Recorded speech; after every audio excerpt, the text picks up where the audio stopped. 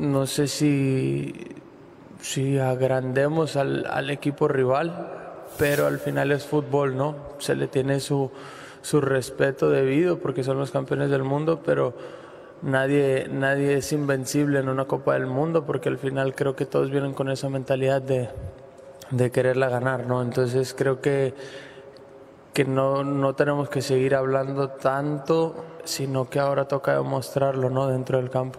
En Alemania lo han comentado, ¿no? Ven el partido más difícil contra nosotros, pero también cabe mencionar, ¿no? que hay otras dos muy buenas selecciones, pero creo que el respeto nos lo hemos ganado y esta Copa del Mundo había escuchado bastantes comentarios, ¿no? que México va a ser algo diferente, ¿no? Creo que algo que me ha servido es que, como te lo digo, tengo el respeto hacia la trayectoria de los jugadores que cada jugador tiene, que cada selección tiene, pero mentalmente o personalmente, y puedo hablar por el grupo, nos visualizamos haciendo un gran partido, ¿no? El domingo, sacando un buen resultado.